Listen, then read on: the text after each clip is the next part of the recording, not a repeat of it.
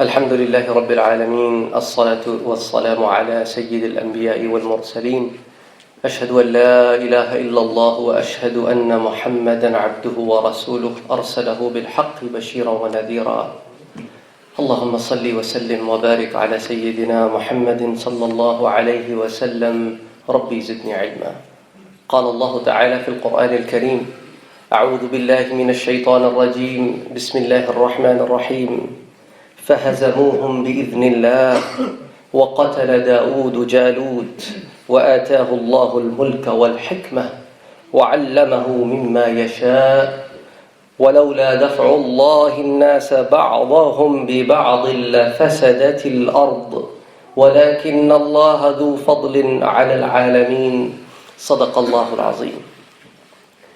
The ayah of the Quran that I have just recited to you comes from Surah Al-Baqarah, ayah number 251. In this ayah, Allah subhanahu wa ta'ala talks about aftermath of an incident. That's why Allah subhanahu wa ta'ala says, and they were defeated.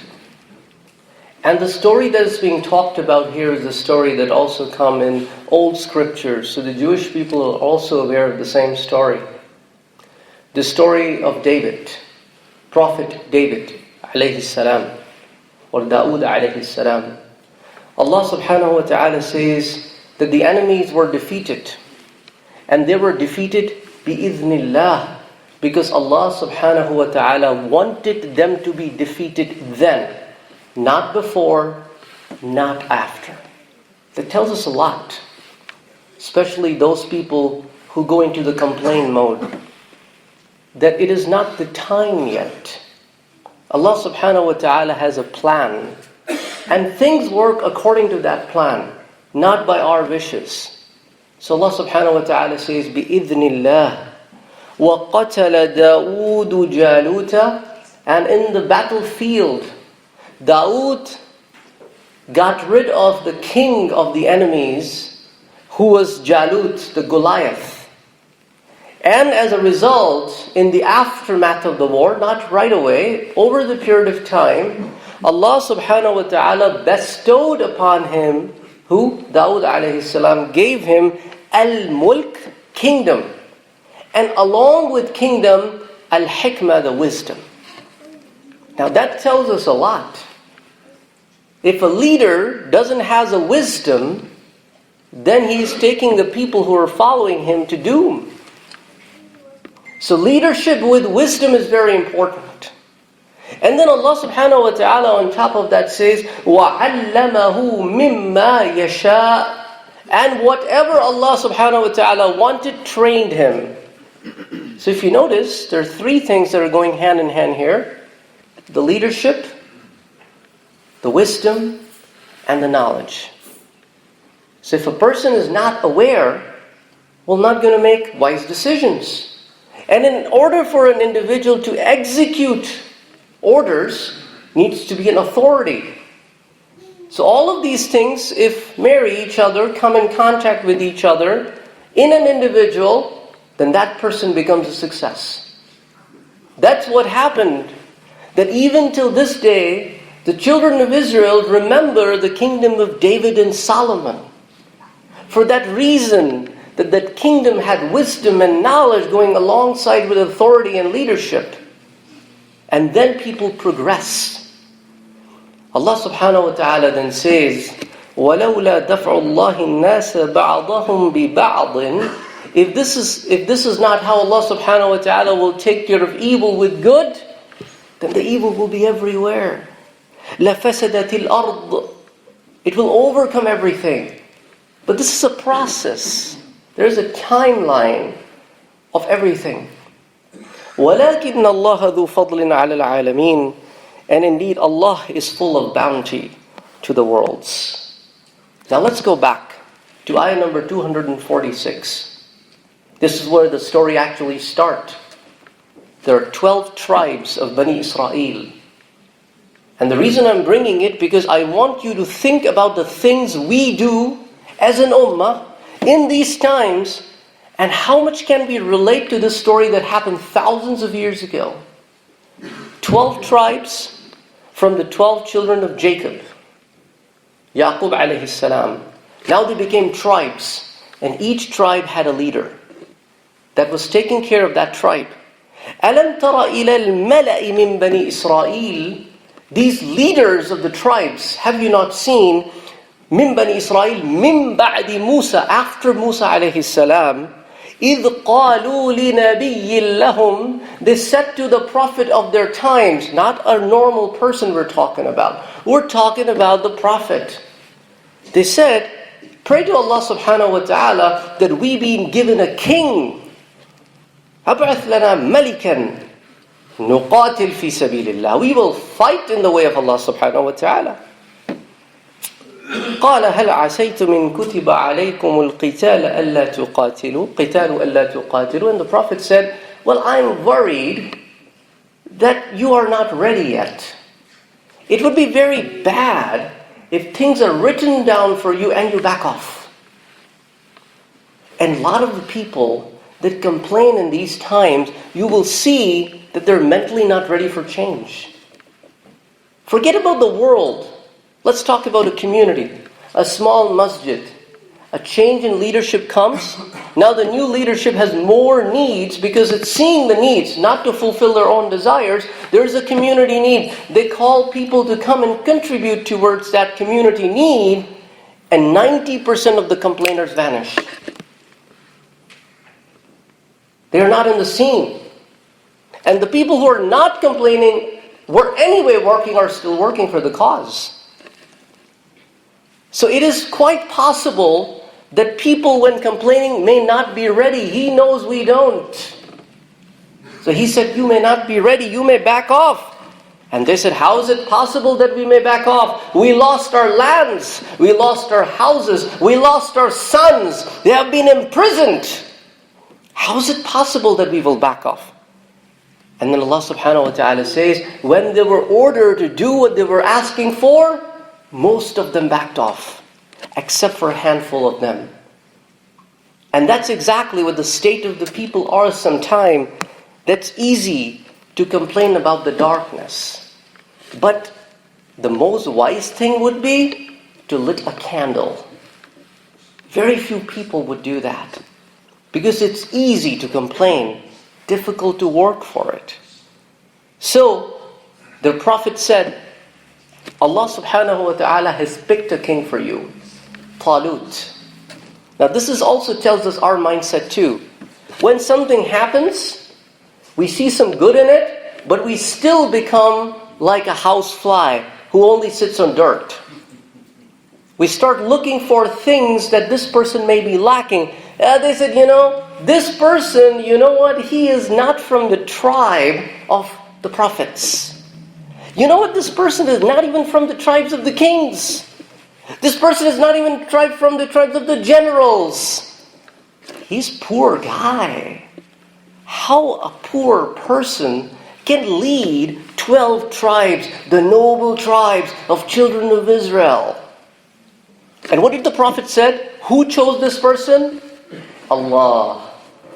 Who are they talking to? Not you and I, not an everyday person. They're telling the Prophet the problem with this person when the choice is being made by Allah and has been told to them by Prophet, who do not speak of their own will. Then the Prophet said, you know what he has been given what you don't have? He has been given an honor that he's presentable. He's mighty. He's powerful. On top of that, he has knowledge. And you lack those two skills, which are very important for leadership. The presentability need of this time is not wealth. The presentability in these times is a valor, a courage. A man who when walks, people will feel the presence. That's what this guy has, you don't. On top of that, he has knowledge. He may be poor, but the wealth comes and goes. Tomorrow if he becomes king, he will be showered with wealth. That won't be an issue anymore. Once he becomes king, now you won't be able to say that this tribe doesn't have kings anymore. All of these things are temporary. But what the hour of the need is what's important. So as an individual, we need to realize what is the hour of the need. What do we need now? What is it that we need? We don't live in 7th century. Not even 10th. Not even 14th. We live in 21st century. Things that happened 12 years ago are getting obsolete. They're getting obsolete. So the progressiveness is the direction to go. And Allah subhanahu wa ta'ala is telling us a lot in this one small story, that when this person was about to be picked king, they again keep raising questions at him. So the Prophet said, okay, a sign of his kingdom will be that your lost relics will be given back to you, that are taken away from you. The belongings of Moses and Aaron, which were taken away from you, shall be brought back to you. And the angels brought those back. It's a long story, I don't want to go in details. And they're like, okay, we're going to go with them. And here they go. And the king says, their leader, that you know what, I know you're thirsty, but here's a stream of water. As a test, we should not drink from it. You could only drink maybe a handful to quench your thirst, but do not drink stomach full. But what happened? Most of them disobeyed and drank as much as they wanted to. And that's exactly what the Prophet was telling them. You are not ready. You're not ready to bear the thirst. How will you bear the battlefield? So, they had to go back. A handful left who followed the order. Now comes another problem. They reach the battlefield and there's a mighty army. And some of them said, how can we fight with them? We're so small in number. And some wise people said that Allah subhanahu wa ta'ala does not make the believers win by number. He makes people win or lose. You and I don't do that. He has brought us here. This is our enemy. There's a reason He brought us here. The reason He made the arrangements. Don't worry about it. You just go and do your job. And that's what happened. A teenager by the name of David, an unknown teenager, emerged out of nowhere and changed the course of the war by getting rid of the mighty Goliath. And that's how things happen in real life too. Out of nowhere change happens. Who was expecting in the city of Mecca that an orphan who is living with his grandfather, sometimes with his uncle, will going to bring the message that will change the humanity forever by the name of Muhammad bin Abdullah? They were shocked. They constantly would used to say, how's it possible that an orphan, if Allah had to choose a prophet, there were very rich people available in Mecca and Ta'if, He could have picked anyone. Why an orphan? So they were looking at the material things exactly the same way the people of children of Israel were looking at material things. Exactly how some people even in these times look at material things. We don't control the course. We don't make histories. Somebody else does. And that's his job. And he knows when to do, what to do, how to do it. The bottom line is, as a believer, what are we to do? Allah subhanahu wa ta'ala says that we have given you a prophet, that in him is the best example and best patterns for all walks of life. Are we following that? If we look back at ourselves, are we really truly living that? If that was the case, why are we so corrupt? Why is the finger like this all the time instead of like this? Maybe all of them. This is exactly when the problem starts, when we are so corrupted in our souls, yet we find problems in others. We need to go and fix ourselves. And then we need to move out and see how can things be made better. Allah subhanahu wa ta'ala says about His Prophet that you are the one with very high morals. Are we following the morals He puts on table for us? Or are we following whatever we feel like? Now, in the same month, 1400 some years ago, at the hand of so-called Muslims of that time, a grandson of the Prophet fell, and they killed him. He fell martyred against the tyranny of a King Yazid. I'm talking about Hussein bin Ali, Hussein bin Fatima. But he did not give up. He stood his grounds. He said, I will not going to surrender to something that is not good. I will not do that. What did they do?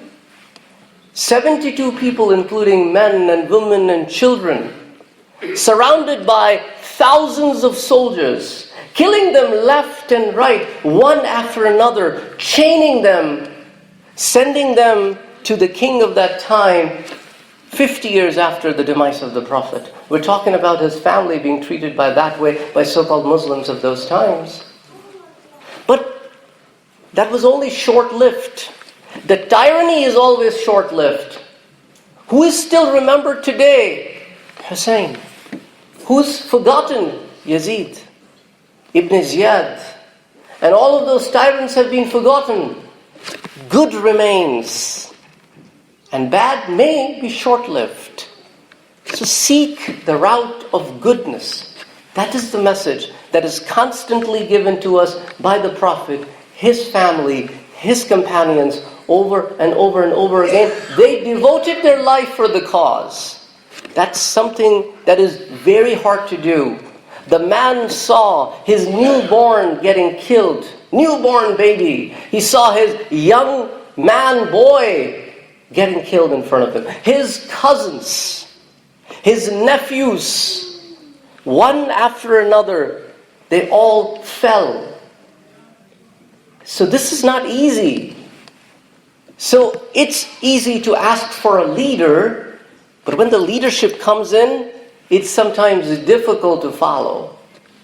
So we have to work on ourselves and make ourselves ready for the things that we have been asking and thinking about. أقول قولي هذا وأستغفر الله لي ولكم ولسائر المسلمين فاستغفروه إنه هو الغفور الرحيم.